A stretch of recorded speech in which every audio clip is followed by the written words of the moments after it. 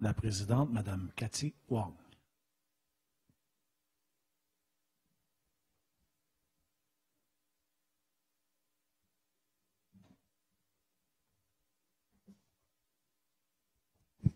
Bonjour à tous et à toutes. Avant de débuter, j'aimerais que nous reconnaissions que nous sommes sur un territoire autochtone millénaire, lieu de rencontre et de diplomatie entre les peuples, ainsi que du traité de la Grande Paix. Nous remercions la nation Kanien'kehá:ka, les Mohawks, de leur hospitalité en ce territoire non cédé. Je vous invite à un moment de recueillement.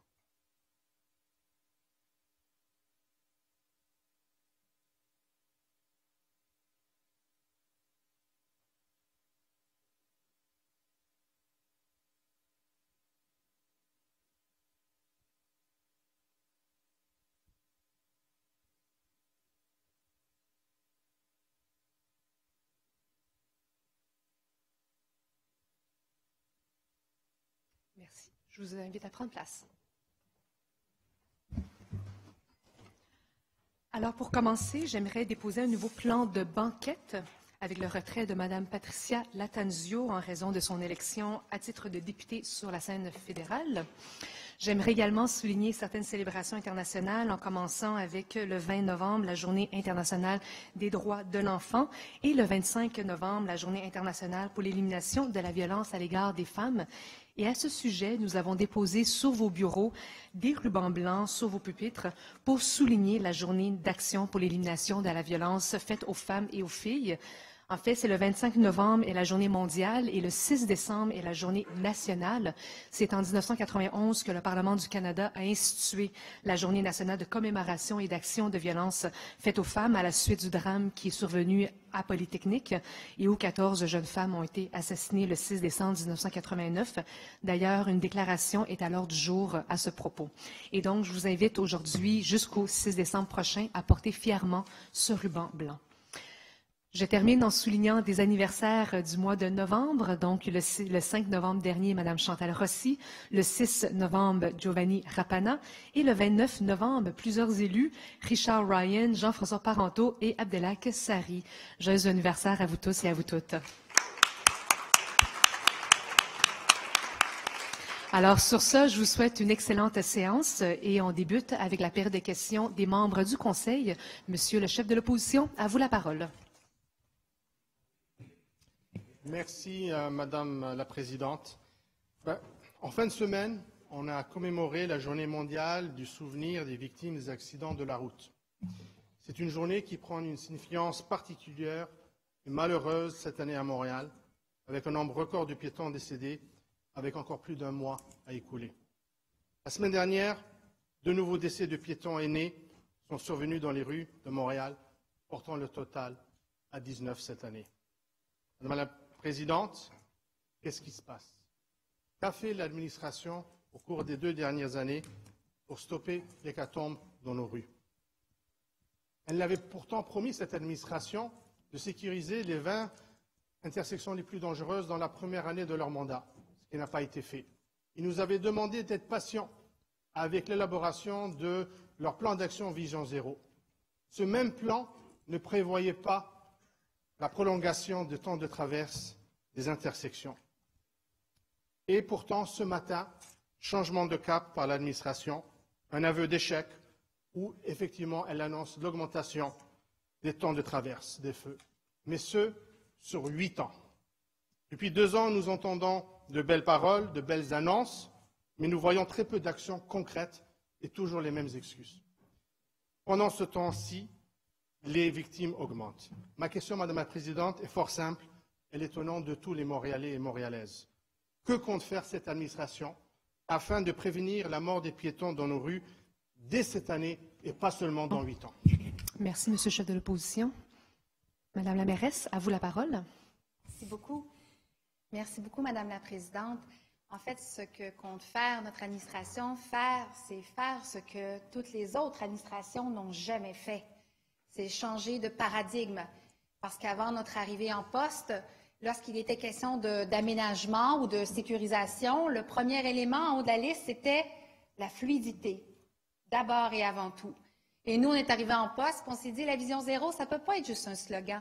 Ça doit être implanté dans les façons de faire, dans les façons d'évaluer, dans les façons de programmer, dans les façons de penser notre territoire. Et on a décidé qu'on mettait la sécurité en haut. Et c'est exactement ce qu'on fait. On fait ce que personne ne fait avant nous, n'a jamais osé le faire sur le principe sacro-saint de la fluidité. Alors, ce qu'on a annoncé aujourd'hui était inscrit dans notre budget. Alors, contrairement à ce que dit le chef de l'opposition, ça fait des mois qu'on y travaille puisque c'est inscrit dans notre budget. Alors, moi, je suis extrêmement fière de pouvoir dire qu'on prend nos responsabilités et que surtout, on agit sur tous les fronts puisque les deux raisons les plus importantes qui causent des collisions mortelles ou des accidents graves, c'est le nombre de voitures et la vitesse. Et nous, on s'attaque à la question de la vitesse, on propose des aménagements, mais on questionne également la place de l'automobile, ou du moins, comment est-ce qu'on s'assure que tous les usagers, dont les plus vulnérables, ont accès, eux aussi, à la voie publique. Alors, je suis extrêmement fière de l'annonce de ce matin, et il y en aura bien d'autres. Merci, Madame la mairesse. Monsieur le chef de l'opposition. Merci, Madame la Présidente. Comme d'habitude, l'administration a une façon de voir l'histoire avec des révisions. C'est bien l'administration précédente qui a mis en place la stratégie Vision Zéro. C'est bien l'administration précédente qui a accepté la recommandation de la Commission des Transports pour justement installer les feux piétons à toutes les intersections de la ville de Montréal. C'est bien l'administration précédente qui a mis en branle pour la réduction des vitesses à travers l'île de Montréal.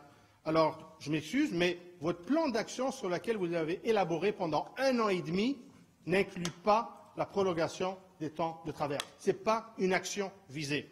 Ma deuxième question, Madame la Présidente, est fort simple. Vu que l'administration ne peut même pas faire respecter les gestes qui sont prévus dans son plan d'action, je parle spécifiquement des barres latérales pour ceux qui font affaire avec la Ville de Montréal, pourquoi est-ce que les Montréalais, Madame la Présidente, devraient croire cette administration qu'elle respectera cette nouvelle promesse lorsqu'elle ne peut même pas respecter ceux qui sont dans son plan d'action? Merci. Merci, Monsieur le chef de l'opposition. Madame la mairesse, à vous la parole. Oui, merci beaucoup, Madame la Présidente. L'administration précédente avait fait un plan marketing qui n'avait aucun plan d'action. Aucun. Et ça, on a les preuves. Alors, quoi qu'en dise le chef de l'opposition, à part une annonce à la va-vite, comme on en avait l'habitude, il n'y avait pas de plan d'action. Notre plan d'action à nous a réussi de rassembler tous les agents, tous les acteurs qui touchent la circulation et la sécurité. Je pense à l'Association du camionnage, je pense à la SAQ, je pense au SPVM, je pense bien sûr à la Ville de Montréal, à Piétons Québec, au réseau des cyclistes également. On a mis tout ce monde-là ensemble parce que c'est comme ça qu'on fonctionne. On rallie, on rassemble et on trouve des solutions. Alors, encore une fois, cet après-midi, je trouve ça dommage de voir que sur un enjeu qui devrait tous nous rassembler et qu'on devrait dire que de protéger le plus vulnérable, c'est la chose la plus importante, puis qu'enfin, on parle des piétons, enfin, pas avant la fluidité, qu'on dise que c'est les piétons et les plus vulnérables qui vont compter. Encore une fois, de l'autre côté de la banquette, on a décidé de chercher la petite bête noire et plutôt que d'envoyer un message à toute la population comme ça, comme quoi toute la population doit s'assurer de respecter la signalisation et de veiller aux plus vulnérables. Merci, Madame la mairesse. On est plutôt dans le message négatif. Je vous laisse, Monsieur le chef d'opposition. Nous, on avance. Merci, Madame la mairesse. Madame la leader de l'opposition, à vous la parole. Merci, Madame la Présidente. Bon après-midi. Alors, Madame la Présidente, le 6 novembre dernier paraissait une lettre critique sur les efforts de l'administration quant à la salubrité des logements à Montréal. Les auteurs, composés de représentants de comités logement, refusent de donner à la mairesse la note de passage sur ce dossier. Malgré l'embauche de 14 nouveaux inspecteurs depuis le début de notre mandat, cette nouvelle équipe donne peu de contraventions, ne fait rarement faire les travaux en lieu et place des propriétaires, ne compte que 8 avis de détérioration inscrits au registre foncier. Également, l'accès au rapport d'inspection n'a toujours pas été facilité. Alors, les mesures proposées par l'administration ne semblent pas démontrer des efforts positifs concrets. Dans cette perspective, Madame la Présidente, est-ce que la mairesse pourrait nous dire si elle envisage de revoir sa stratégie de lutte à l'insalubrité? Merci. Merci, Madame la leader. Monsieur Sauvé, à vous la parole. Merci, Mme la Présidente. Merci, Mme la leader de l'opposition, pour la question. Effectivement, les groupes tels que le CLAC sont des militants. Ils doivent faire ce genre de représentation et toujours pousser plus fort. Mais nous, on a vraiment poussé fort avec notre administration. Il y en a plus d'embauchés, il y a plus d'embauchés, il y a plus d'inspecteurs, il y a plus d'inspections. Et l'efficacité de nos inspections par inspecteur, il y a encore plus.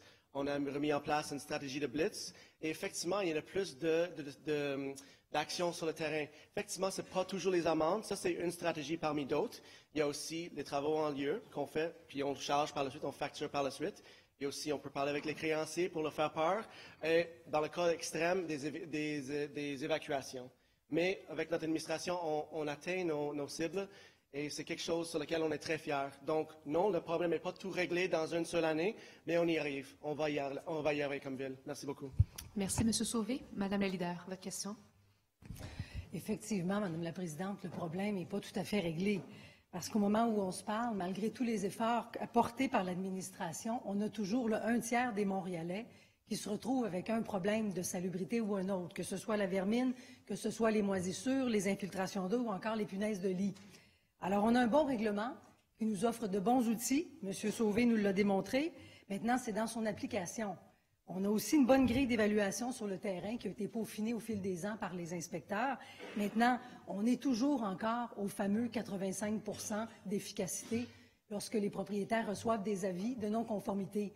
Mais qu'en est-il, Madame la Présidente, du fameux 15 % qui demeure, qui persiste à travers les années auprès des propriétaires récalcitrants? Alors, comment l'administration réfléchit cette problématique? Parce qu'en 2 ans, malheureusement, la situation est la même. Merci, Madame la leader. Monsieur Sauvé? Merci beaucoup, Mme la Présidente. Regarde, effectivement, ce n'est pas quelque chose qui va se faire régler dans 1 an. Il y a encore du travail à faire. Chez nous, effectivement, on se donne des outils. On donne des outils à nos inspecteurs. On donne des méthodes de travail très intéressantes aux inspecteurs aussi. Comme j'ai mentionné, le Blitz, c'est vraiment une stratégie très intéressante. Quand on a des grands bâtiments problématiques qu'on sait sont problématiques, on va envoyer tout un groupe d'inspecteurs d'une fois pour essayer de trouver toutes les problématiques d'une shot et pouvoir régler plus rapidement avec le propriétaire de ces bâtiments-là. Donc, on applique de plus en plus ces genres de stratégies-là et effectivement, ça porte fruit. Il y en a des actions sur le terrain, il y a des rénovations qui se font, il y en a des exterminations qui se font. Donc, on est vraiment content de ce plan. On est content qu'on a mis les effectifs et les budgets là où votre administration n'a pas mis. Merci beaucoup. Merci beaucoup, M. Sauvé. Madame Barbe, à vous la parole.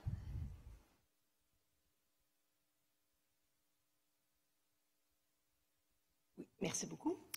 Alors, le 4 novembre, le MTQ a ouvert le nouvel échangeur Angrignon l'autoroute 20 avec 3 mois d'avance sur l'échéancier. Très bonne nouvelle. Le MTQ prévoyait à l'origine plus de 15 mois d'entrave qui auraient impacté 2 périodes de magasinage des fêtes. Alors, je tiens à souligner que grâce aux démarches de l'arrondissement et aux pressions du milieu d'affaires de la salle, le MTQ a considérablement amélioré la planification de ses travaux. Et je les en félicite. Je veux aussi remercier la mairesse Valérie Plante qui est intervenue directement auprès du ministre des Transports, François Bonnardel, il y a 1 an, pour lui demander de limiter les impacts sur les industries et commerces de la salle. Alors, pour marquer la réouverture du boulevard Angrignon, le Conseil de la salle a lancé une méga campagne d'affichage sur les panneaux publicitaires, comme celui de 40 pieds sur Turcot, et des annonces dans les journaux du Grand Sud-Ouest. Est-ce qu'on la voit bien, l'annonce? Oui. Alors, c'est notre rôle, je crois, de soutenir nos commerçants et j'invite tout le monde à redécouvrir le plaisir de magasiner à la salle. Ceci dit, le problème de l'enclavement de la salle par manque de pont sur le canal de la Chine demeure entier. Il faut davantage de mobilité entre les arrondissements du Sud-Ouest, y compris pour les centaines d'autobus du garage La Salle de la STM. Et ma question s'adresse à M. Eric Allen Caldwell. Pour assurer la vitalité des commerces et industries de la Salle, qui fournissent 25 000 emplois, et la mobilité des 80 000 Lassallois, avez-vous donné la commande au service des infrastructures du réseau routier d'étudier l'ajout d'un pont sur le canal de la Chine afin de relier la rue Saint-Patrick à la rue Notre-Dame, comme je le vous demandais ici même il y a 1 an? Merci, Mme Barbe. M. Caldwell, à vous la parole. Merci beaucoup, Mme la mairesse. Merci de souligner le travail conjoint qui a été fait dans cette question avec les travaux pour l'échangeur Angrignon de l'autoroute 20.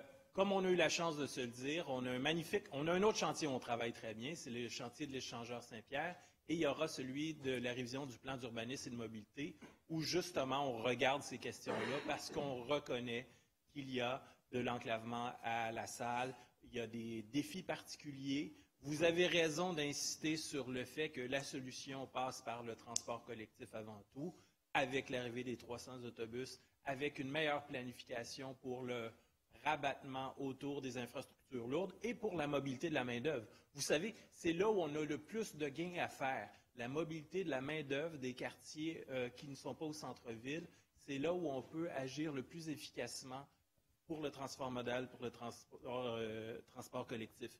Donc, vous savez, on travaille ensemble dans le chantier de l'échangeur Saint-Pierre où on a signé avec la Chine, la Salle et la Ville-Centre des ententes pour que justement la planification regarde l'ensemble des enjeux du secteur. Alors, on ne s'arrêtera pas là. Merci, M. Cadwell. Madame Barbe.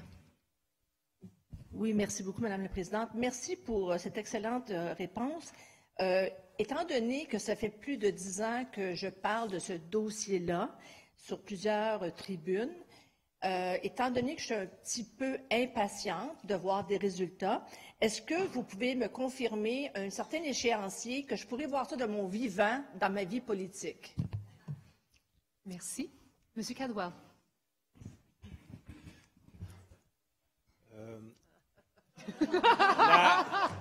La rumeur veut que vous ayez encore une très longue carrière devant vous, Madame la mairesse.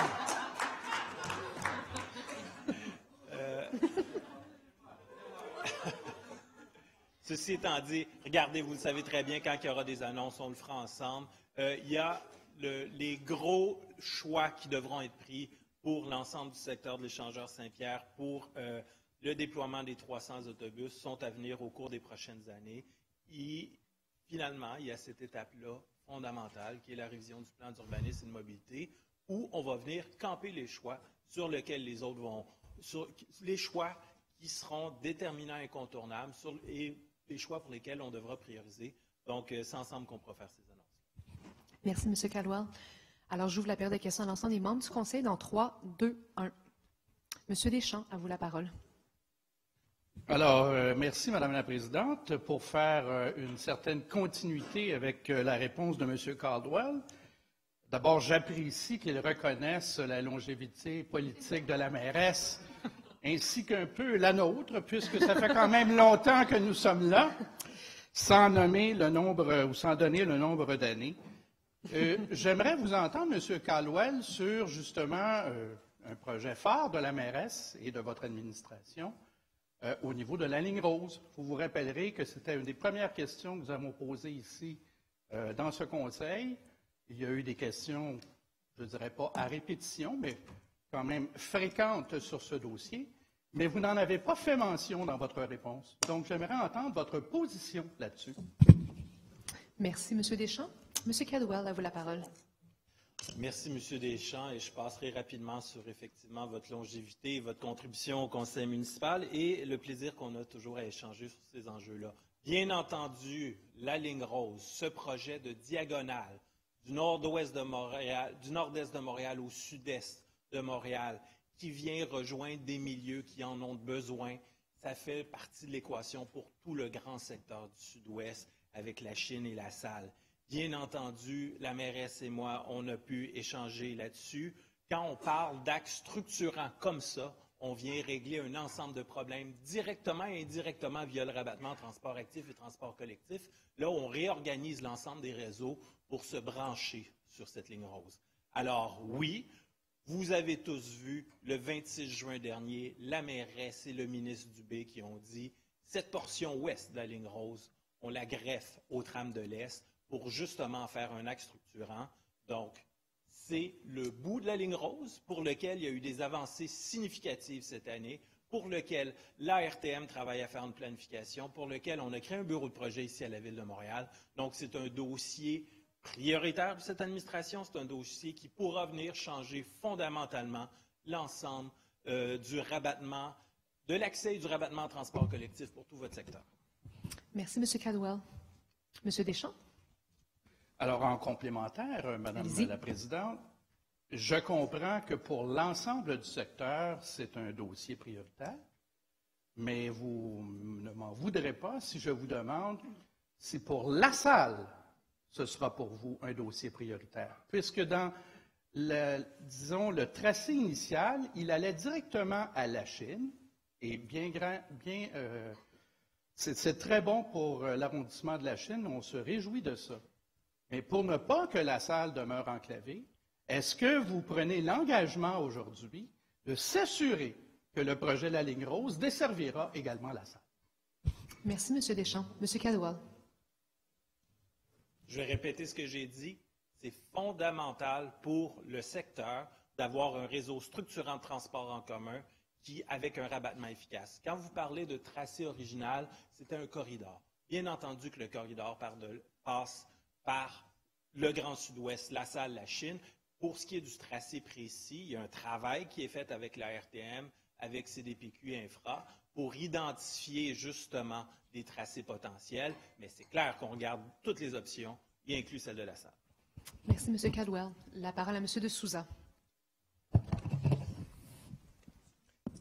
Merci, Madame la Présidente. Madame la Présidente, le mois dernier, l'administration présentait une mise à jour de la stratégie de lutte aux entrées en plomb. Et la Ville a mis en ligne une carte interactive pour permettre à la population de savoir si l'immeuble où il réside est doté d'une entrée d'eau en plomb. Cette carte a été produite sans consulter les données sur les permis émis par les arrondissements. Et le résultat fait du sort qu'il est incomplète et approximatif. En fait, cette information limitée a surtout eu l'effet et la conséquence d'alarmer la population. Je donne l'exemple. En 2014, la Ville avait fait les travaux sur la rue où moi je demeure. Ils ont enlevé les parties en plomb du secteur public et, en conséquence, moi, en tant que l'individu, j'ai cherché un permis et je l'ai remplacé le raccordement sur la domaine privée. Et ça, c'est tous un permis parmi des centaines d'autres qui a été émis. Et quand je vais sur la carte, je le trouve à mon adresse, que j'ai encore une risque de plomb. Et ça, c'est fait il y a déjà 5 ans. Donc, on comprend l'importance pour la santé publique de remplacer des entrées d'eau en plomb.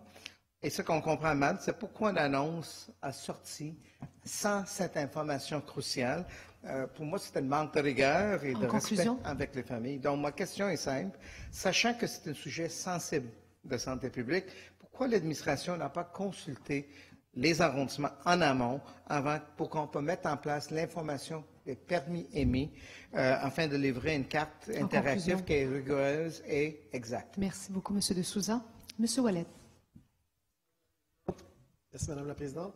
Puis, je pourrais commencer en disant, écoutez, étant donné que c'est un dossier sensible, comment se fait-il que les administrations précédentes n'en ont pas fait assez? Il faut savoir que du temps également, que je siégeais à la Commission de l'eau et de l'environnement, on avait réévalué le programme d'entrée de service au plomb et l'ensemble des commissaires à l'époque étaient extrêmement à l'aise au fait de ne pas être capable de remplacer 100% de l'entrée de service au plomb, y compris la partie privée, alors qu'on savait qu'il y avait d'autres municipalités qui le faisaient à l'époque, notamment à Laval. Et on le voit avec les chiffres, malheureusement, moins de 10% des entrées de service au plomb qu'on a remplacées du côté public. En fait, sur ceux qu'on a remplacés du côté public, moins de 10% ont été faits du côté privé, ce qui, évidemment, n'est pas utile et pas suffisant pour s'assurer de l'innocuité de l'eau, pour éliminer complètement le problème du plomb dans l'eau. Ceci étant dit, au niveau des cartes, écoutez, au niveau des cartes, on est allé avec l'information la plus à jour qu'on avait, c'est-à-dire au 31 décembre 2018. Il y a certaines informations qui sont plus à jour. Sauf qu'il y a une consolidation massive de toutes les bases de données qui doivent être faites pour s'assurer que ce qui va être présenté sur la carte est vraiment, reflète vraiment la réalité. Et on a préféré indiquer dans différents cas qu'il y a une possibilité d'avoir du plomb que donner finalement un faux négatif, c'est-à-dire de dire non, il n'y a pas de problème, et puis après ça revenir quelques mois par la suite, à dire finalement, suite à l'analyse des différentes bases de données, non, finalement, il y a un problème. Donc, on voulait être plus prudent. Il va y avoir des mises à jour au fur et à mesure dans les prochains mois de cette carte-là. Merci, M. Ouellet. M. de Souza. Merci, M. Ouellet.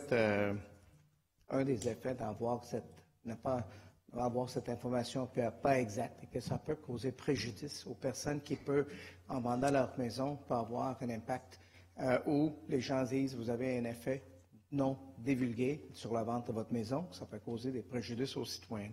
Mais ma deuxième question, ce qui saute aux yeux, que l'administration, selon moi, a fait un mauvais exercice et en agissant trop vite, ça crée un sentiment de panique chez les Montréalais. Et je vous cite un exemple, vous avez dit, vous êtes surpris d'avoir les administrations n'ont pas fait autant, mais laissez-moi vous dire que l'information propre qui est véhiculée par la Ville n'est pas nécessairement correcte non plus à cet égard. Je sais que chez nous, sur mon territoire, à Saint-Laurent, on avait eu des changements de l'entrée d'eau en plomb dépasse 80 sur le domaine public, et pour autant que la Ville indique que le taux de réalisation est 45 Et votre question? Donc, on est loin, Madame la Présidente, de la réalité, et ça affecte les ménages montréalais qui vont acheter par tard des fils dispendieux. Donc, la question, est-ce que l'administration peut faire preuve de rigueur dans le dossier, puis s'engage à corriger le tir en publiant rapidement une carte exhaustive qui tienne compte les permis déjà octroyés, en tenant compte et en conséquence d'avoir quelque chose exact. Merci. Je rappelle à tout le monde que la question complémentaire est de 1 minute et la réponse également. Monsieur Ouellet, à vous la parole. Je trouve ça assez troublant de voir que ce qui préoccupe le plus M. de Souza, c'est la possible valeur de revendre une maison, alors que nous, c'est un problème de santé publique. C'est un problème de santé publique qui est connu, que les nouvelles normes font en sorte qu'il faut agir plus promptement maintenant, et c'est pour ça qu'on a un plan d'action extrêmement agressif pour éliminer complètement les entrées de service au plomb. Et on essaie, quand on émet de l'information la plus à jour, mais avec un principe de précaution. Donc, c'est peut-être triste que votre préoccupation est sur peut-être une possibilité au niveau de la valeur de revente, alors que le marché va très, très bien présentement.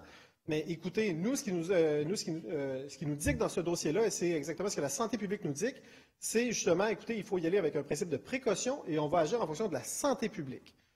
Et en termes de mouvement de panique, bien écoutez, peut-être que dans vos conseils d'arrondissement, vous avez quelque chose de spécifique, mais à date, je n'ai jamais vu aucun mouvement de panique. Au contraire, on s'est fait féliciter pour notre sortie, alors qu'il y a beaucoup de municipalités qui n'ont juste même pas cette information-là à l'heure actuelle. Merci, M. Ouellet. La parole maintenant à M. Rotran. Bonjour, Madame la Présidente. Ma question aujourd'hui s'adresse à notre cher collègue Craig Sauvé dans son rôle de vice-président de la STM. Madame la Présidente, la dernière année est parmi les pires que la STM a jamais vécues en livraison de services. La STM a l'espoir dans le premier et deuxième trimestre qu'effectivement il y a un ralentissement des activités par le syndicat d'entretien et les choses vont rétablir. Mais la situation la semaine dernière semble encore pire. J'aimerais savoir de M. Sauvé si les remarques de M. Gleason-Frenette, le président de la syndicat d'entretien, est exact. M. Frenette est cité dans la Gazette et dans d'autres médias, disant que jeudi dernier, 606 autobus n'étaient pas en service, représentant 33 % de la flotte. La dernière 2 semaines, il y a entre 30 et 33 % des autobus pas en service chaque jour, et que la STM, qui a 1424 autobus sur la route chaque journée, a environ 1300 sur la route. M. Frenette dit que jeudi dernier, il y a seulement 1243 autobus. Le STM a engagé de publier mensuellement leur indicateur de performance. Le Conseil a adopté la motion de Mme Juliana Fumagalli, mais ce n'était jamais fait. J'aimerais savoir de M. Sauvé, est-ce que c'est exact ce que M. Frenette dit ou non? Merci, M. Rotran. M. Sauvé, à vous la parole. Merci, Madame la Présidente. Merci pour votre question, M. Autran. Comme vous savez, les problèmes qu'on a eu au début de l'année, c'est associé avec parfois des pressions de certains syndicats qui étaient jugés illégaux par le tribunal administratif du travail. Donc ça, vous le savez déjà. Il s'est été prouvé, c'est sur papier, vous l'avez, donc vous le savez. C'est dommage que vous ne répétez pas ça, vous assumez qu'il y a d'autres problèmes. Les enjeux qu'on a présentement avec les autobus, effectivement, on a un taux de livraison plus bas qu'on aimerait parce que nous imposons des changements dans la façon à faire l'STM qui vont en fait nous permettre d'aller plus loin et offrir un meilleur service par la suite. encore beaucoup des éléments qui étaient négociés lors de cette convention collective avec le syndicat d'entretien. Il mentionne le projet Vision. Ça va nous permettre à mieux avoir une meilleure prévisibilité, meilleure fiabilité pour tout notre inventaire. Finalement, on va dans le 21e siècle avec un système informatique numérique. Avant, on était avec le papier puis les stylos. Là. Donc là, on avance sérieusement. On est en presque ouverture de notre nouveau garage à Saint-Denis. C'est 180 places d'autobus de plus et plus de varins également. On a des nouveaux mécaniciens parce qu'on embauche à l'STM partout pour offrir un meilleur service. 80 nouveaux mécaniciens qui rentrent, qui sont présentement en formation. Tout ça, ça affecte le service temporairement, mais c'est pour nous aider à mieux décoller dans l'avenir. Avec les 300 autobus qu'on va commencer à recevoir bientôt, on va voir une bien meilleure qualité de service chez la STM. Donc, ça va être vraiment une source de fierté pour les Montréalais parce qu'on va avoir encore mieux desservir les Montréalais. Merci beaucoup. Merci, M. Sauvé. M. Rotran? Madame la Présidente, j'aimerais remercier M. Sauvé pour son franchise dans sa réponse. Au moins, il a admis qu'il y a un problème. Je ne suis pas intéressé de faire des blâmes. Je cherche des solutions. Je comprends qu'effectivement, M. Sauvé confirme ce que M. Frenette a dit. Mais il y a quelque chose qui me préoccupe, et ça, c'est le mois de janvier. Le tunnel Montréal va fermer, le service de train va être arrêté, et le STM est engagé d'offrir un service de mitigation. C'est une entente avec le ministère des Transports du Québec et le gouvernement pour effectivement assurer la mobilité des personnes affectées. Et le STM doit avoir 1470 autobus sur la route de janvier. J'aimerais avoir un engagement de M. Sauvé que le STM va le faire, va respecter ce niveau. M. Frenette dit dans les médias, le STM va être loin d'être capable de le faire et le STM aurait l'obligation de couper les services sur les lignes existantes. Merci. Merci, M. Rotran. M. Sauvé. Merci beaucoup, Mme la Présidente. Je ne partage pas l'analyse de M. Frenette. Effectivement, on a admis, nous, on a sorti aussi un communiqué expliquant les enjeux de livraison de services présentement. Tout ce que j'ai nommé va nous permettre de mieux servir, mieux desservir. Et quand on fait un engagement à l'STM, c'est quand on veut le respecter. Tout est planifié. D'ailleurs, on travaille avec nos bus pour avoir le meilleur entretien aussi parce que c'est eux qui maintenant vont réaliser les bulletins de service. Donc, on fait toutes sortes de choses que j'ai énumérées tantôt pour faire en sorte que notre flotte va être vraiment prête à bien desservir les Montréalais. Et ça, c'est même avant les 300 autobus qu'on va commencer à recevoir bientôt. Juste avec l'ouverture de le garage Saint-Denis en janvier 2020, qui est en échéancier, qui est à l'heure, et ça respecte le budget également, ça va nous donner bien plus d'espace aussi pour pouvoir travailler. Donc, effectivement, on est très confiants de pouvoir donner ce qu'on a promis aux Montréalais. Merci beaucoup. Merci, M. Sauvé. Alors, la période de questions est terminée. Madame la leader. Nous allons demander une prolongation de 15 minutes appuyée de mon collègue Francesco Miele. Parfait. Alors, on poursuit. Monsieur Rapana, à vous la parole. Merci, Madame la Présidente. Ma question s'adresse à M. Caldwell. Comme vous le savez, sans doute, l'aménagement du pont Olivier Charbonneau de l'autoroute 25 entre Montréal et Laval a été conçu pour faciliter la circulation des automobilistes vers la rive nord et favoriser ainsi les zones urbaines. Les besoins des Montréalaises à l'époque n'ont malheureusement pas été pris en considération. L'arrondissement des Rivières-des-Prés Pointe-aux-Trembles réclame depuis plusieurs années l'aménagement d'une nouvelle bretelle de sortie sur l'autoroute 25 et entre boulevard Henri Bourassa et le pont Olivier Charbonneau, en plus de l'ajout d'une entrée supplémentaire en direction sud. Ces aménagements permettront de mieux servir la population, car aucune entrée et sortie ne sont situées sur le territoire des Rivières-des-Prairies, ce qui cause une importante congestion chaque soir dans les heures de pointe. Donc, pour cette raison, on a eu plusieurs rencontres, les élus de l'arrondissement avec les représentants du ministère des Transports. Et justement, le dossier s'est arrêté il y a un an à peu près. Pour cette raison, nous sollicitons la collaboration de l'administration municipale afin de travailler en partenariat avec le gouvernement du Québec pour identifier l'emplacement et l'aménagement des sorties, entrées et sorties sur la route 25. Merci beaucoup, M. Caldwell. Merci beaucoup. Votre question, M. Caldwell. À vous la parole. Madame la Présidente, M. Rapana, Vous le reconnaissez, on est dans réparer les erreurs. Alors, comme vous le savez, vous faites bien de dire qu'il y a eu des revendications de l'arrondissement. C'est des revendications que portait beaucoup la mairesse précédente, Mme Rouleau, et la mairesse actuelle, pour justement que le MTQ arrive avec des solutions. Soyons clairs, là. C'est, comme vous l'avez dit, c'est une route qui a été faite sans la pleine collaboration ou sans la planification optimale de la Ville de Montréal. Ça a été une décision du MTQ. La réponse devra venir d'eux.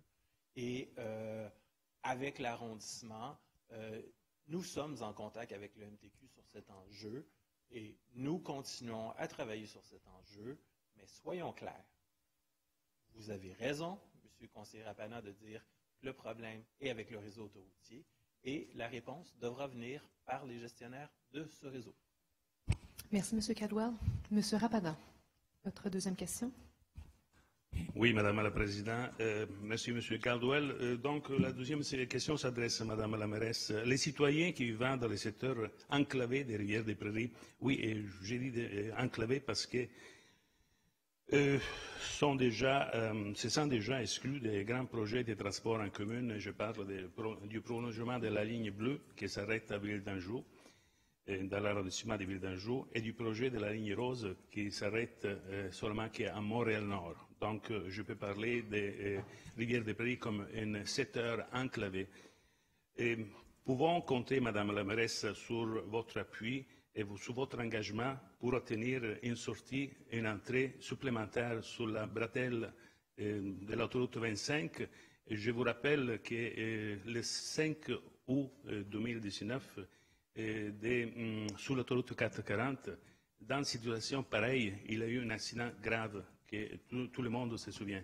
Donc, chaque soirée, il y a la même dynamique sur cette bretelle, sur cette sortie, la seule sortie qu'il y a dans les territoires de Ville d'Anjou pour desservir les citoyens des rivières des Prairies. Merci, M. Rapana. Merci. Merci. Oui, Madame Bourgeois. Oui, alors Madame la Présidente, donc tout à fait, le secteur Rivière des Prairies est particulièrement enclavé, que ce soit par le réseau routier, mais aussi par le transport en commun. Vous avez mentionné, bien sûr, avec le projet de la ligne rose, qui est une façon inouïe de pouvoir vraiment améliorer la desserte de transport collectif du secteur de Rivière des Prairies. Le projet de cette ouverture, cette entrée et cette sortie de l'autoroute 25 pourra aussi aider à pouvoir mieux desservir ce secteur. Je pense que mon collègue Caldwell vous a bien répondu des liens qui ont lieu actuellement avec le ministère des Transports et avec lesquels on poursuivra le travail. Donc, tout sera mis en œuvre, bien sûr, pour pouvoir assurer une fluidité et une sécurité des déplacements pour les citoyens de Rivière-des-Prairies. Merci, Madame la Présidente. Merci beaucoup, Mme Bourgeois. La parole à M. Langevin. Oui, M. Rapana. Alors, des documents à déposer. Merci. M. Langevin, à vous la parole. Madame la Présidente, la semaine dernière, nous apprenions que l'unité de débordement située à l'ancien hôpital Royal Victoria ouvrira seulement ses portes le 1er décembre. C'est 1 mois et demi plus tôt que l'an dernier, mais trop tard dans la situation actuelle puisque le froid est clairement déjà arrivé.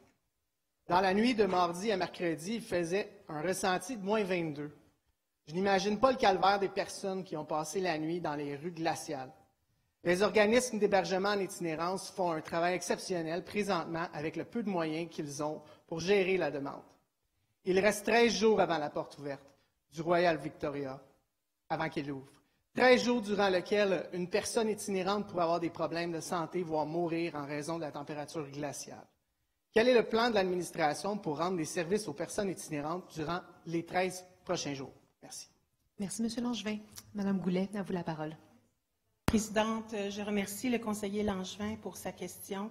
Effectivement, nous faisons face à un hiver hâtif et nous avons tout prévu pour que les mesures hivernales entrent en fonction le plus tôt possible, mais il est plus hâtif que d'habitude. Et actuellement, je peux vous dire que toutes les énergies dans les refuges sont mises à contribution. Le SPVM est mis à contribution. Il y a une halte chaleur qui est actuellement ouverte dans Hochelaga Maisonneuve par CARE et les refuges ont déjà des lits offerts aux personnes pour les soirs. Les centres de jour également ont étendu leurs heures d'ouverture pour les personnes. Nous avons ouvert la semaine dernière le Centre Résilience Montréal, dont nous sommes très fiers. C'est un travail titanesque d'ouvrir un centre en presque 3 semaines à Montréal. Alors écoutez, toutes les énergies sont mises à contribution. Effectivement, ce que ça soulève, par exemple, cette situation-là, c'est le besoin de financement supplémentaire pour les refuges. Ça relève du ministère de la Santé et des Services sociaux et nous avons un bureau de gouvernance et nous travaillons étroitement avec l'unité, l'instance stratégique du bureau de gouvernance dont on va parler plus tard dans ce conseil pour obtenir ce financement-là, pour que les refuges dont les équipes sont extrêmement sollicitées, fatiguées, il y a un problème de recrutement de personnel également dans les centres communautaires. Alors, tous ces éléments-là sont sur la table et nous relevons les manches et nous travaillons, nous apprenons de la situation actuelle et nous demandons également à la population de faire preuve de compassion, d'empathie envers les personnes en situation d'itinérance qui, effectivement, tentent de se réchauffer dans plusieurs endroits là, à Montréal. Merci. Merci. Monsieur Langevin, à vous la parole. Madame la Présidente, c'est la responsabilité de l'administration. L'année passée, on a eu des explications similaires. On avait des halles chaleur qui devaient être ouverts aussi à l'avance. Au profond, moi, je ne peux pas comprendre qu'on me réponde qu'on fait tout ce qui est en possible.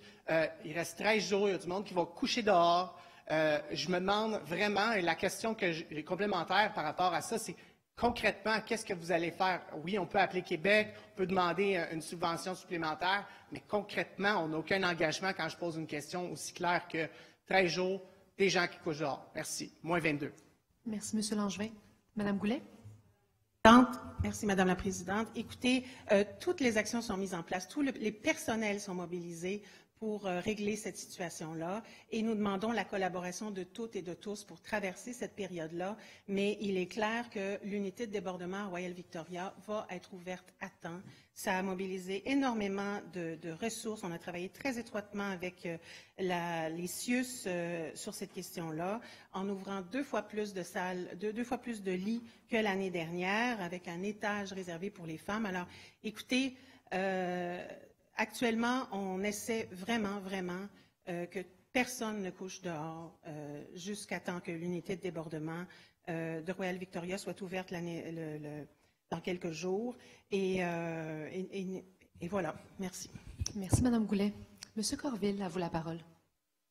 Présidente, en 2018, l'administration a mis en place une table sur la diversité, l'inclusion et la lutte contre la discrimination sur laquelle siègent 15 membres nommés.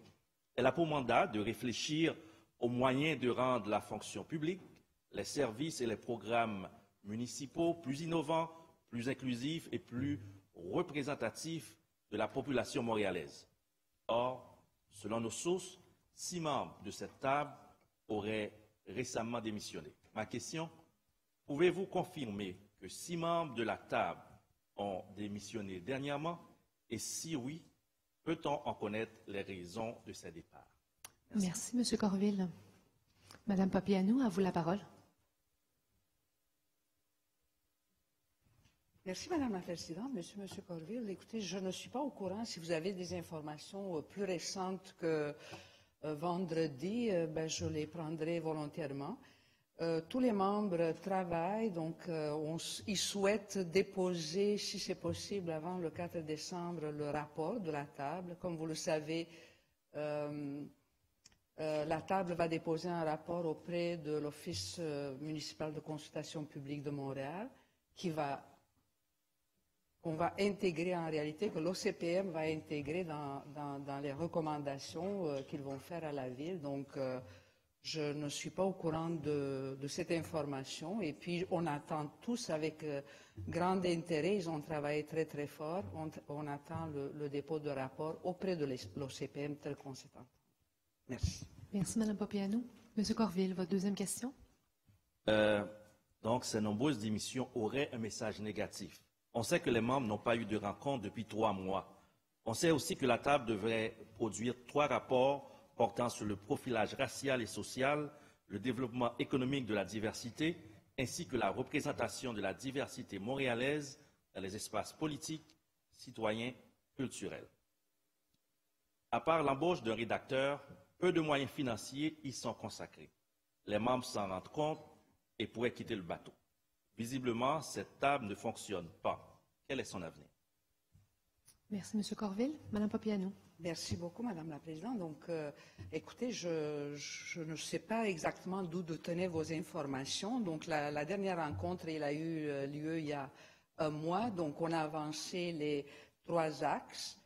Il inclut, donc, la première axe a été déjà déposé, le rapport. La deuxième axe qui s'agit de l'intégration économique des immigrants, OK. Le troisième axe qui était le profilage racial, il est presque déposé. Je vous ai dit, c'est une question de semaine. Le rapport va être déposé auprès de l'OCPM, donc je ne sais pas, mais seulement pour me reprendre sur l'autre réponse, effectivement, il y a Mme Irlande Pierre qui travaille maintenant pour la Commission des droits de la personne. Donc il y a eu un changement à la tête, mais il n'y a aucune autre démission. Elle n'a pas démissionné, elle occupe une autre fonction, donc elle est partie effectivement de la table pour ne pas être en conflit d'intérêts. Merci, Mme Papiano. Alors, M. Bass, à vous la parole. Madame la Présidente, we learned last week that the YMCA of Complexe Guy Favreau will close its doors at the end of the year, and that the physical and aquatic activity components of the YMCA Hochelaga Maisonneuve and Pointe Saint-Charles will also end, as far as we know, on December the 31st. We know that this is extremely sad news, Madam Speaker, for the hundreds of citizens, low-income earners, young families, a vulnerable segment of our population who has attended these facilities for years now. Madame Présidente, the YMCA is a charitable organization that builds, we know, a stronger community, a sense of belonging, creates growth and active, healthy, and engaged living for all, not only in Montreal, but throughout North America. They help to develop strong and healthy, vibrant neighborhoods and promote inclusion and solidarity. This is an incredibly huge loss for Montreal. My question, 2 questions. How will the city replace the YMCA services that are closing? And what can Montreal and this administration do in concrete terms to help residents who will lose these services come December in the future that have created a sense of belonging and a point of assembly for our many communities throughout the territory? Merci pour votre question. La parole à Mme Goulet. Merci, M. Bass, pour votre question. Effectivement, les YMCA sont des collaborateurs exemplaires à la mission sociale de la Ville. Ils existent depuis 1851 et ça va continuer. Alors, on est extrêmement empathique avec les communautés touchées qui ont un fort sentiment d'appartenance à leur Y de quartier. Ce que les YMCA ont dit avec cette annonce la semaine dernière, c'est qu'ils sont en repositionnement. Ils ne veulent absolument pas quitter les quartiers touchés, ils veulent se réinventer. Et ils sont simplement plus capables, dans leur modèle d'affaires actuel, de maintenir des bâtiments vétustes qui coûtent souvent trop cher à opérer. Alors, ils proposent de nouveaux modèles, par exemple les espaces Y, qui sont des points de service implantés directement dans les milieux, et ça existe déjà. Ça existe à Saint-Léonard, par exemple, ça existe à Montréal-Nord, et ça fonctionne très, très bien. Alors, ce que la Ville va faire, c'est évidemment continuer de collaborer avec les Y qui sont touchés. On veut maintenir notre partenariat avec les Y, d'où la question d'élaborer ensemble une stratégie intégrée pour faciliter nos relations, pour avoir un meilleur portrait aussi comme ville de l'offre de services offerte par les Y et aussi obtenir une meilleure reddition de comptes parce qu'actuellement, il y a 30 ententes entre les Y et la Ville de Montréal. Et donc voilà, conclusion? sur tous ces aspects, nous pensons que nous allons accompagner les Y dans cette réinvention qui s'en fait et nous allons travailler de concert pour que la transition se fasse de la façon la plus correcte possible avec les communautés touchées. Merci. Merci, Mme Goulet. Ceci complète la période de questions des membres du Conseil. Alors, merci. On va entamer l'ordre du jour du Conseil. Monsieur le leader de l'administration. Bonjour, Madame la Présidente. Bonjour, Monsieur le leader. En cette séance de novembre d'un hiver précoce. Précoce. Ça ne sera pas long, je vais dégeler mon ordre du jour. Ça sera pas très long. Alors, on va commencer, comme toujours, Madame la Présidente, par l'item 301, où on va adopter l'ordre du jour de l'Assemblée ordinaire de notre Conseil municipal. Il n'y a pas de modification à l'ordre du jour, mais quelques modifications de séquence avec l'accord de l'opposition officielle. En fait, à leur demande, nous appellerons la motion 6501, je crois, à 20h30, ainsi que les 2 nominations au Conseil jeunesse et interculturel. Je suis appuyé par mon collègue Benoît Doré, le grand argentier de la Ville de Montréal. C'est un nouveau titre. En 302... C'est adopté. C'est adopté. En 302, je vais proposer l'approbation du procès-verbal de l'Assemblée ordinaire du Conseil municipal du 22 octobre. C'est adopté. Au chapitre 4, Madame la Présidente, je dépose en 401 la liste des contrats octroyés par le comité exécutif. C'est déposé. En 402, je dépose la liste des subventions octroyées par le comité exécutif. C'est déposé. En 403, je dépose la liste des contrats octroyés par les fonctionnaires. Monsieur Perry, à vous la parole. Merci, Madame la Présidente. J'ai 2 questions. À la page 22 de 57 du document, nous pouvons retrouver un fournisseur palais du fin gourmet du 24 octobre 2009. L'approbateur, c'est M. Guillaume Durand, pour des sandwichs pour 2 000 $ destinés au musée des centres et d'exposition. La même commande, il y a 2 commandes de 2 000 $ le même jour, faites par la même personne au même endroit. Est-ce que c'est une erreur ou ce sont 2 commandes? Pourquoi 2 commandes par la même personne, même place, même jour?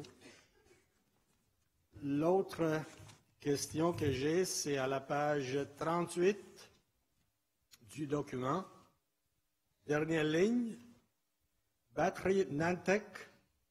Alors, du 8 octobre 2009, alors nous pouvons, dans la description, nous pouvons lire batterie au singulier et en parenthèse, frais de diagnostic de la vieille batterie 499 non chargée.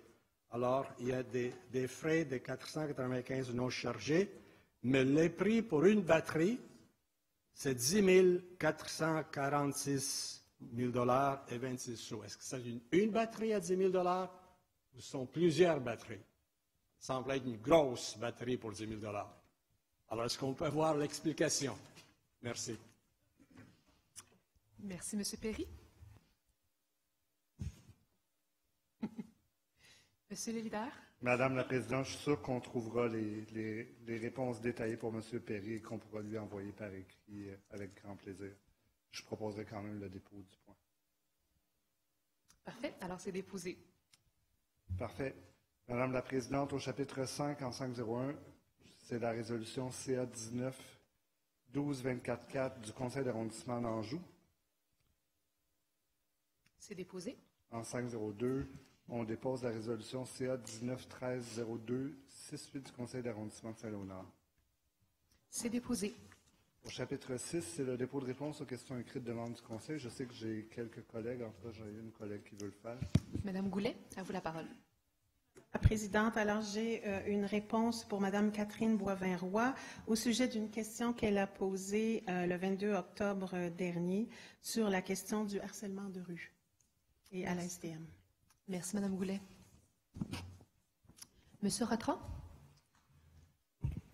Madame la Présidente, aux bases de notre démocratie, dans un système de partis politiques, dans une assemblée délibérante, et la responsabilité ministérielle. Quand un membre du Conseil pose une question par écrit, il doit avoir l'idée qu'un jour, il va avoir une réponse. J'ai déposé en bonne et due forme, en respect de notre règlement, des questions qui touchent les réserves foncières de la Ville le 20 septembre dernier. Le greffier a envoyé un accusé le 23 septembre. J'ai revérifié avec le greffier. Il me confirme que M. Sylvain Ouellette avait cette question en main le 23 septembre dernier. Il n'y a pas de réponse le mois dernier. J'ai été patient. Il n'y a pas de réponse aujourd'hui. Madame la Présidente, j'ai posé seulement 2 questions faciles. Je souhaite obtenir une liste de toutes les parcelles de terrain qui sont réservées en ce moment et la valeur de chacune par le rôle foncier de 2022. Et le deuxième, je souhaite obtenir une liste de toutes les parcelles de terrain pour lesquelles la Ville a un droit de premier refus pour acheter et la valeur de chacune selon l'évaluation foncière de 2022. Pas difficile et je pense que 2 mois est assez long pour un délai raisonnable. C'est vraiment une enfant à mes doigts, mais aussi à l'ensemble des collègues, quand l'administration municipale ne répond pas à des questions écrites. Ça me cause de penser que leur stratégie ne fonctionne pas et ils veulent cacher que ça ne fonctionne pas. J'aimerais être généreux, mais quelle autre conclusion est-ce que je peux tirer? Je vous fais appel comme défenseur de tout le monde dans ces conseils d'assurer que j'ai une réponse à ces conseils à ma question. Merci, Madame. Merci beaucoup, M. Rotran. M. Ouellet. Alors, merci, Madame la Présidente. Merci pour la question. Alors, oui, j'ai bien reçu via le greffier votre demande qui n'avait pas été déposée ici au Conseil municipal, en Conseil du moins. Ceci étant dit, premièrement, il faut savoir que tous les lots qui soient en droit de préemption ou qui soient dans la stratégie, par exemple pour le Grand Parc de l'Ouest, c'est tous des dossiers qui doivent absolument passer au Conseil municipal. Donc, il n'y a aucune information qui est cachée. Donc, chaque décision est déposée et doit être dûment adoptée ici en ce Conseil. Ceci étant dit, étant donné que, justement, au niveau de la stratégie immobilière de la Ville, et qu'on est en négociation et que c'est extrêmement stratégique, il n'est pas dans l'intérêt de notre administration, pas juste dans l'intérêt, mais il n'est pas dans l'intérêt de la Ville de divulguer de façon précise la stratégie immobilière sur les terrains qu'on compte faire. Donc, je suis vraiment désolé que ça ne réponde pas à votre demande, mais c'est la réponse que j'ai pour vous. Merci, M. Ouellet. M. Rotran. Président, je ne demande pas à l'administration de divulguer des secrets. M. Rotran, donnez-moi quelques secondes. Monsieur le leader. Oui, question de règlement, Madame la Présidente. Le point 6 n'est pas une période de questions-réponses de la période du Conseil. M. Rotran a fait son point qu'il aurait souhaité une réponse écrite. M. Ouellet l'a entendu. Je considère que ça fait le tour de ce qui peut être dit dans le chapitre 6. Oui, je suis d'accord avec vous. Alors, M. Ouellet, vous avez répondu à votre première question et on va lui laisser vous répondre à l'écrit. Une question privilège. La réponse donnée n'a rien à faire avec ma question écrite et pour une compilation d'informations publiques qui est adoptée soit par le comité exécutif ou pour le conseil, qui n'a rien à faire avec les stratégies immobilières de la Ville. Je n'ai pas demandé ça. J'ai demandé seulement la liste de tous les terrains réservés et leur valeur au rôle et celle où la Ville a pris le droit de premier refus. Clair, net, précis, rien à faire avec la réponse de M. Ouellet. J'ai le droit, comme un membre du conseil, d'avoir une réponse écrite, une question écrite. Je sais, le règlement permet une réponse orale, mais la réponse orale doit toucher le sujet. Je comprends les contraintes de M. Ouellet. Je ne demande pas son stratégie pour le Grand Parc de l'Ouest. On n'a pas réservé les terrains là quand même, à ma connaissance. Au niveau du comité exécutif, les résolutions sont publiques. Au conseil sont publics, mais c'est énormément de travail pour faire des recherches dans les archives pendant des semaines pour avoir tout ça. Notre service immobilier a tout ça sur ordinateur peut générer cette information relativement rapidement. C'est ça que je cherche, Madame la Présidente. C'est mon privilège et celle de tous les membres du conseil, pas seulement les membres de l'opposition, tous les membres du Conseil, de déposer en bonne et due forme, comme le règlement dit, une question écrite. Merci, M. Rotran. M. Leader. Je travaillerai avec M. Ouellet pour assurer qu'il y ait une réponse écrite à la question écrite et que tout soit fait dans les formes. Et sur ce, Madame la Présidente, je vais nous proposer de passer au chapitre 7. Parfait. Et en réunissant les items 701 à 705. Et en 701, je dépose le rapport de l'Assemblée ordinaire du Conseil d'agglomération du 24 octobre 2019. Oui, M. Rotran. J'ai posé une question de privilège. Ce n'est pas à le leader de la majorité de décider Il n'y a aucune valeur dans ça. C'est vous qui êtes président. Alors, je vais C'est répéter vous ce qui que M. doit le leader... statuer. En fait, la raison pour laquelle je n'ai pas intervenu, c'est que j'étais en accord avec M. le leader. Il vous a confirmé qu'avec M. Ouellet, ils vont vous répondre à vos questions écrites de façon écrite. Alors, c'est réglé. Monsieur le leader, on poursuit. Alors, en 701, c'était le dépôt du rapport de l'Assemblée ordinaire du Conseil d'agglomération du 24 octobre 2019. En 702, déclaration d'intérêt pécuniaire. Monsieur le greffier est ouvert à les recevoir durant toute la séance du Conseil. En 703, c'est le dépôt du rapport d'activité 2018 du comité Jacques Vigée. En 704, c'est le dépôt de l'avis du Conseil des Montréalaises intitulé « Se loger à Montréal, avis sur les discriminations des femmes en situation de handicap dans le logement », ainsi que les recommandations émises à ce sujet. Et en 705, c'est le dépôt du rapport sur l'application du règlement sur la gestion contractuelle pour l'année 2018. Merci. La parole à Mme Boisvert-Roy. Merci, Madame la Présidente. Alors, sur le 704, l'avis du Conseil des Montréalaises. Alors, Madame la Présidente, l'engagement des femmes dans la société permet d'améliorer la qualité de vie de toutes les Montréalaises. D'ailleurs, si la Ville est si proactive sur l'égalité et l'équité entre les hommes et les femmes, c'est notamment parce que les membres permanents et les bénévoles du Conseil des Montréalaises s'évertuent depuis 2004 à améliorer la condition féminine au sein du monde municipal, et ce, à l'échelle de la Ville.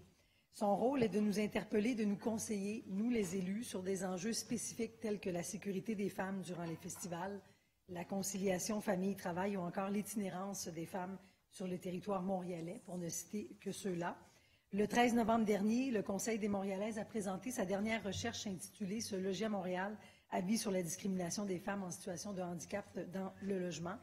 En ayant à cœur de rencontrer les groupes de femmes, notamment sous une approche intersectionnelle, le Conseil des Montréalaises comprend au mieux les enjeux que peuvent vivre les femmes à travers Montréal. Alors, nous saluons cette initiative et nouvelles recherches nous permettant de mieux comprendre le contexte des femmes en situation de handicap au niveau du logement. Trouver un logement est une chose, mais trouver un logement adapté lorsqu'on est une femme en situation de handicap peut parfois être ardu, surtout lors d'une pénurie de logements. Certains groupes communautaires parlent même d'une crise permanente du logement pour les personnes en situation de handicap. Pour cette raison, la recherche réalisée par le Conseil des Montréalaises est non seulement pertinente, mais nécessaire. Une fois cela dit, Madame la Présidente, on apprend beaucoup d'éléments intéressants dans ce rapport qui arrive à point, alors que les questions de logement font énormément les manchettes. D'abord, le rapport établit le cadre théorique nécessaire à toute analyse et fait le lien entre le sexisme et le capacitisme et la difficulté de se trouver un logement. Plus intéressants encore sont les exemples de ce qui se fait ailleurs, qu'a recensé le Conseil, et la liste des recommandations. Nous ne pourrons pas toutes les nommer, mais il serait intéressant que la Ville se penche sur certaines de ces mesures. Par exemple, certaines villes travaillent sur la diffusion d'informations, notamment sur les bonnes pratiques, mais aussi sur la disponibilité et le recensement des logements adaptés, adaptables et accessibles. D'autres offrent un programme d'accompagnement dans la recherche de logements et dans l'adaptation de logements. La liste des recommandations est longue et ratisse large, passant de la lutte au capacitisme à la prévention et à la sensibilisation. Toutefois, les recommandations phares demandent à ce que les programmes relatifs aux logements sociaux servent davantage d'outils pour la municipalité afin de combler les déficits en matière de logement des femmes en situation de handicap ainsi qu'une bonification du programme d'adaptation de domicile. Le Conseil municipal prend connaissance de l'ensemble des recommandations et remercie le Conseil des Montréalaises pour ce document qui alimentera certainement la réflexion de tous les élus en la matière. Finalement, nous soulignons également le 3 décembre prochain, qui sera la journée des personnes en situation de handicap. Alors, nous croyons fortement que l'accessibilité universelle est une nécessité pour réellement améliorer la participation de toutes les Montréalaises. L'accessibilité de la Ville de Montréal est nécessaire pour l'inclusion sociale de toute sa population. Les résidents ont en effet besoin d'infrastructures et de services adéquats pour vaquer à leur occupation quotidienne et s'émanciper. D'ailleurs, nous attendons que l'administration continue dans son travail pour livrer certaines promesses, comme par exemple celle d'instaurer un guichet unique de l'accessibilité universelle afin d'informer les personnes, les organismes et les intervenants de la disponibilité d'un logement accessible, adapté ou adaptable. Alors, il n'en tient qu'à l'administration de passer à l'action. Bien sûr, l'opposition officielle offre sa pleine collaboration dans le dossier. Merci. Merci beaucoup, Madame la leader. Madame Miron, à vous la parole. Merci, Madame la Présidente. Bon après-midi à toutes et tous. Écoutez, je souhaite remercier les membres du Conseil des Montréalaises pour cet avis, le plus récent qu'ils nous ont déposé mercredi dernier, alors qui nous est évidemment un sujet très cher à notre administration, la discrimination que vivent les femmes en situation de handicap dans le logement. Alors, je souhaite d'entrée de jeu souligner l'excellent travail réalisé par les membres du Conseil, vous dire qu'aujourd'hui, notre administration accueille avec grand intérêt les 34 recommandations formulées par ses membres pour lutter contre la discrimination que vivent les femmes en situation de handicap dans le logement. Avec l'appui de mes collègues du comité exécutif et avec les services de la Ville de Montréal, nous prendrons évidemment le temps de les analyser avec attention et nous reviendrons bien sûr avec une réponse formelle à l'ensemble des recommandations. Vous savez, lorsqu'il est question de lutter contre les discriminations et le capacitisme, d'améliorer l'accessibilité universelle et d'accroître le logement social et communautaire, il est certain qu'il y en a beaucoup de travail à faire. Et ce travail, nous devons le faire collectivement. Une des priorités de notre administration et bien sûr de la mairesse Valérie Plante, c'est de faire de Montréal une ville où toutes et tous ont leur place. Et nous sommes convaincus qu'ensemble, nous parviendrons à faire de Montréal une ville inclusive, solidaire et universellement accessible. À la Ville de Montréal, nous avons aussi le devoir de mettre en place des mesures pour éliminer des obstacles auxquels font face les Montréalaises dans leur quotidien. Et l'accessibilité universelle est une priorité pour notre administration. Nous avons récemment dévoilé le premier plan d'action en matière de développement social et de la Ville et qui présente les actions les plus structurantes pour l'accessibilité universelle. On y trouve notamment des actions pour rendre les aménagements, particulièrement ceux destinés aux enfants, les infrastructures municipales, aussi les commerces, plus accessibles pour tous. Nous avons aussi publié la synthèse des interventions municipales en accessibilité universelle 2019-2020. Nous y retrouvons un ensemble d'actions qui confirment la volonté de la Ville de mettre en place les conditions pour que toutes les citoyennes et tous les citoyens puissent jouir sans entrave de leur milieu de vie et des services municipaux. Nous y interpellons par exemple le service de l'habitation pour que les logements accessibles soient inclus dans les nouvelles constructions de logements sociaux et communautaires et pour que l'adaptation des logements dans le cadre du programme d'adaptation de domicile, le PAD, soit améliorée. Vivre en ville ne doit pas être un privilège réservé à une certaine partie de la population.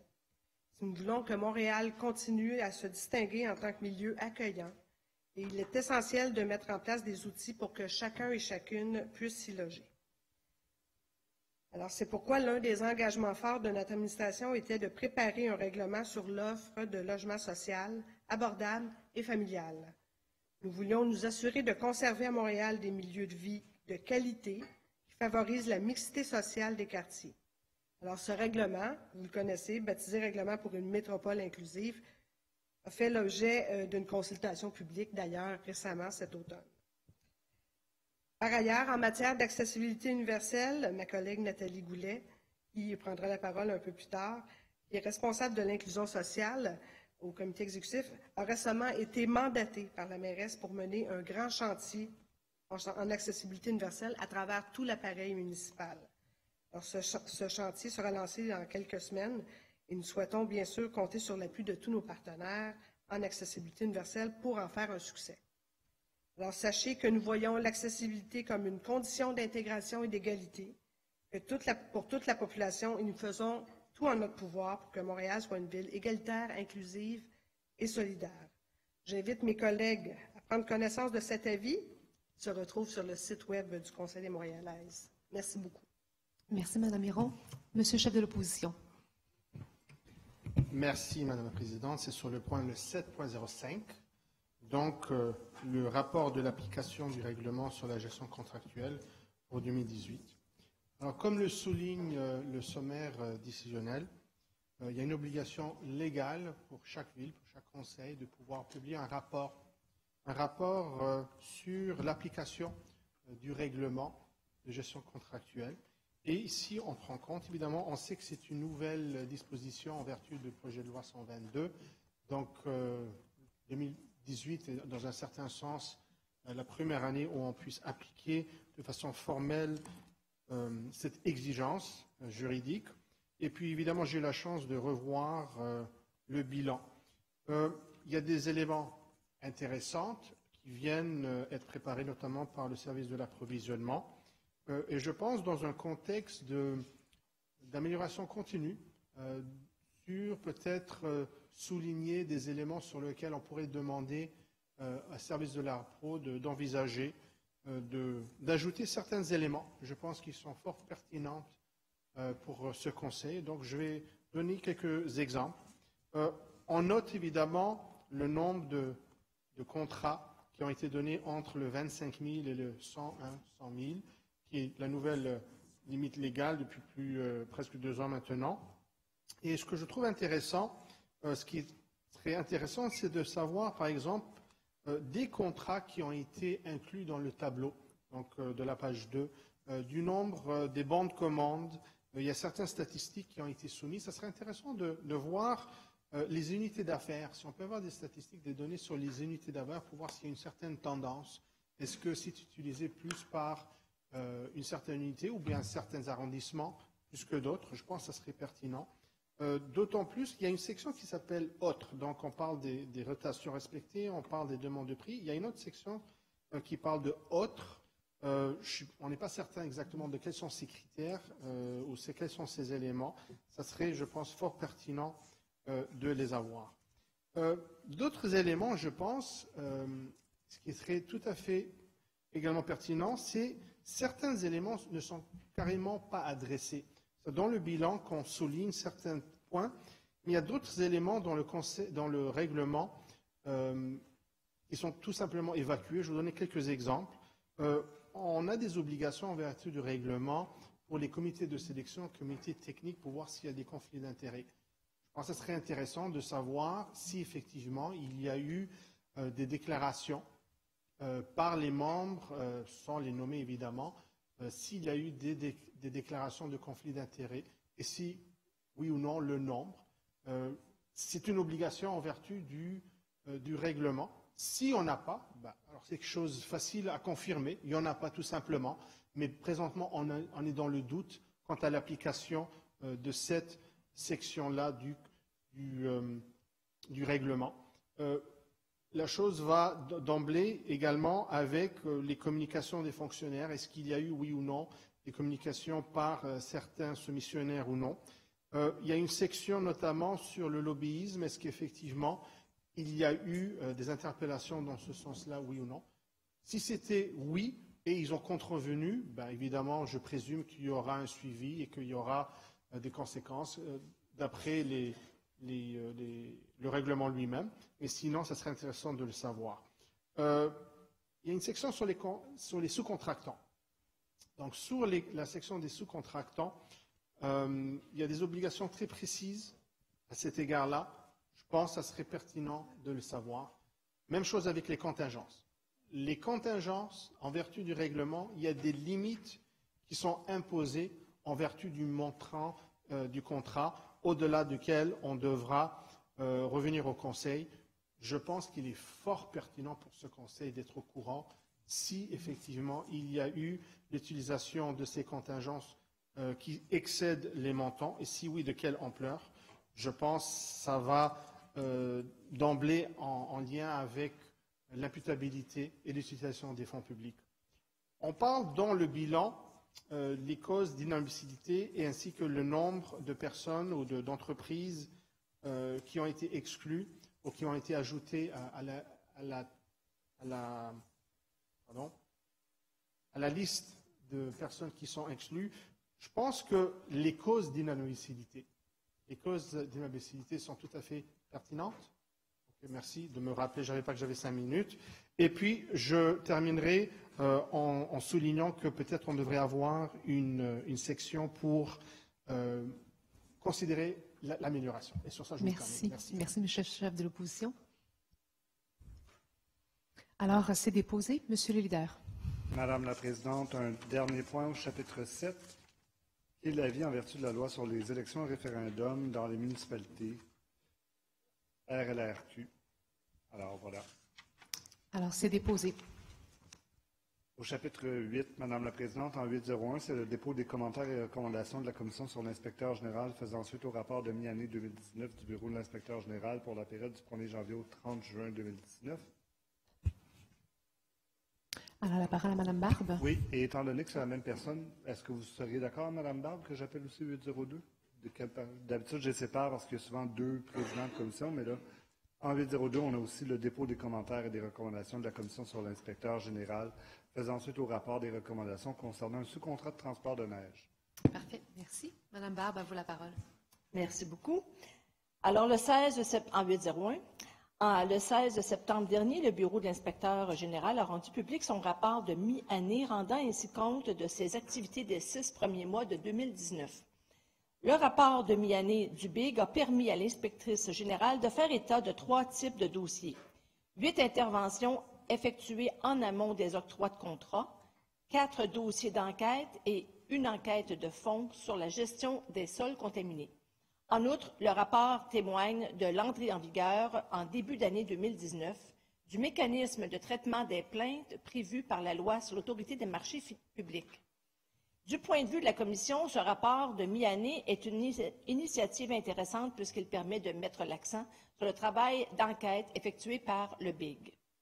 En plus de faire état de la gestion des sols contaminés, le BIG souligne le travail des employés municipaux et les bonnes pratiques adoptées par la Ville au cours des dernières années.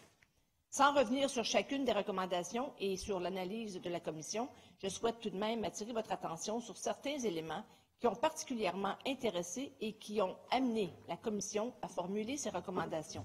D'abord, la Commission est d'avis que l'intervention du BIG à l'étape du lancement de l'appel d'offres est nécessaire et qu'elle devrait être davantage favorisée puisque les différentes interventions menées par le BIG en amont des octrois de contrats au moment de la publication des appels d'offres permettent à la Ville d'optimiser ses ressources et d'être plus efficiente, notamment en évitant d'encourir des délais et des coûts supplémentaires, en plus d'éviter des recours juridiques.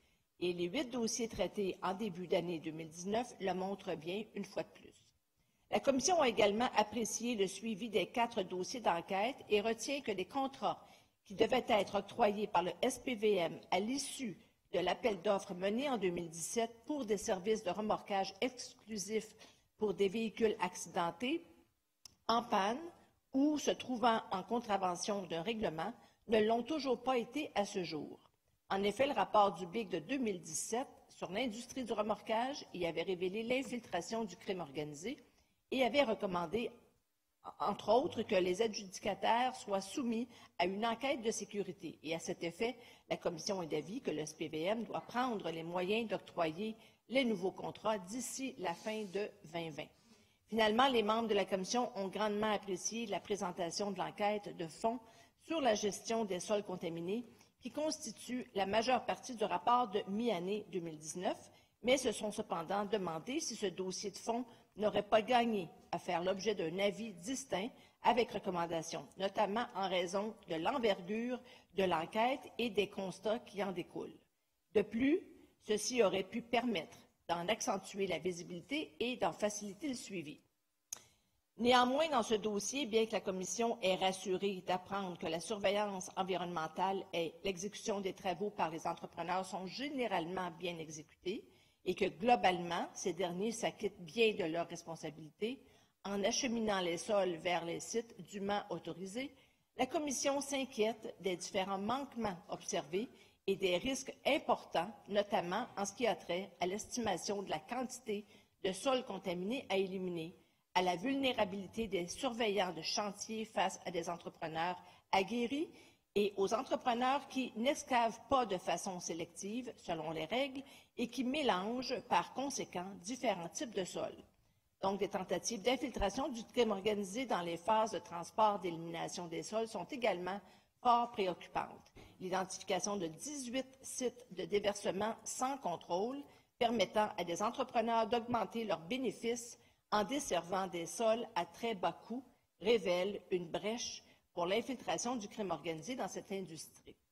Je remercie les vice-présidentes Mme Christine Black et Mme Marie-André Mauger, le vice-président Michel Gibson et les membres Christian Arsenault, Alan de Souza, Paola Awa, Nathalie Pierre-Antoine, Robert Samoussowski, Yves Sarrault, Alain Vaillancourt et Maëva Villain pour leur intervention et leurs propositions qui ont mené aux recommandations finales de la Commission. Je remercie également Maître Brigitte Bishop, inspectrice générale, et M. Michel Forget, inspecteur général adjoint, pour leur collaboration aux travaux de la Commission, ainsi que le personnel du service du greffe pour son soutien, tout particulièrement Mme Linda Lajeunesse, qui est secrétaire recherchiste pour la Commission. Et j'invite enfin le comité exécutif à apporter les suites appropriées aux recommandations de la Commission. Petite gorgée d'eau. Allez-y. En 8.02, Madame la Présidente, le 22 octobre dernier, le Bureau de l'inspecteur général a rendu public un rapport portant sur un sous-contrat de transport de la neige. Ce rapport faisant suite à une dénonciation à l'effet que l'entreprise Sylvain Choquette Incorporée avait posé des panneaux en bois sur la benne de son camion de transport de neige lors d'une séance de mesurage du volume. Panneaux de bois jamais utilisés lors des différents chargements de neige au cours de la saison hivernale 2018-2019. Le BIG a donc procédé à l'analyse des photos de l'ensemble des chargements effectués par l'entreprise Sylvain Choquette Incorporée dans l'exécution de son sous-contrat, prise au lieu d'élimination de la neige, ce qui a permis de démontrer que le volume de neige réellement transporté par ce camion pendant toute la saison hivernale 2018-2019 était inférieur au volume établi lors de la séance de mesurage. Il s'agit d'un stratagème qui a permis à l'entreprise Sylvain Choquette Incorporée de facturer un taux horaire plus élevé de 25 $ que celui auquel il avait réellement droit en lien avec le volume de neige effectivement transporté. Donc, au lieu de 111,2 de l'heure, c'est 135,83 de l'heure que l'entreprise a été facturée. A été payée. L'inspectrice générale a par conséquent jugé qu'il y avait eu manœuvre frauduleuse et recommande par le fait même qu'entreprise Sylvain Choquette Incorporée et son président, Sylvain Choquette, soient sanctionnés. Elle précise qu'en l'espèce, le RGC prévoit une inscription automatique de ce dernier et d'entreprise Sylvain Choquette Incorporée au registre des personnes inadmissibles de la Ville de Montréal pour une période de 5 ans. Bien qu'à la première lecture du rapport, l'on puisse s'étonner qu'une manœuvre aussi peu complexe dans le cadre d'un sous-contrat ait fait l'objet d'une enquête et d'un rapport du BIG, la Commission conçoit fort bien que les montants en cause ne constituent pas un critère d'évaluation de la pertinence d'agir lorsque des irrégularités sont soulevées dans la réalisation d'un sous-contrat. En effet, 2 éléments fondamentaux priment alors le respect des règles d'octroi et le comportement éthique des personnes. Il importe également de rappeler que c'est une dénonciation qui a permis au BIG de mener cette enquête. La Commission ne saurait donc passer sous silence 2 éléments essentiels. D'une part, l'importance du rôle des personnes qui décident de prendre action pour dénoncer, et d'autre part, la nécessité de favoriser encore davantage les dénonciations en encourageant les lanceurs d'alerte à révéler toute situation irrégulière. Il est essentiel de rappeler régulièrement l'importance du respect strict des règles dans l'octroi et la réalisation des contrats. Enfin, les membres de la Commission apprécient le travail effectué par le BIG en totale indépendance par rapport à toute autre position pouvant être prise par quelque ressources municipales que ce soit. Les membres de la Commission sont d'avis que ce rapport envoie le message clair qu'une vigilance supérieure est exercée par les ressources de la Ville de Montréal et que le BIG n'hésite en aucun cas à entreprendre des démarches d'enquête et d'analyse des plus rigoureuses pour assurer le respect des contrats et des sous-contrats octroyés, et ce, sans égard à leur envergure budgétaire. Je vous invite, si ce n'est déjà fait, à lire le rapport du BIG sur ce dossier. Et la Commission recommande donc que le maintien de la décision du BIG à l'effet de procéder à l'inscription de Sylvain Choquette et d'entreprise Sylvain Choquette au registre des personnes inadmissibles de la Ville de Montréal pour une période de 5 ans.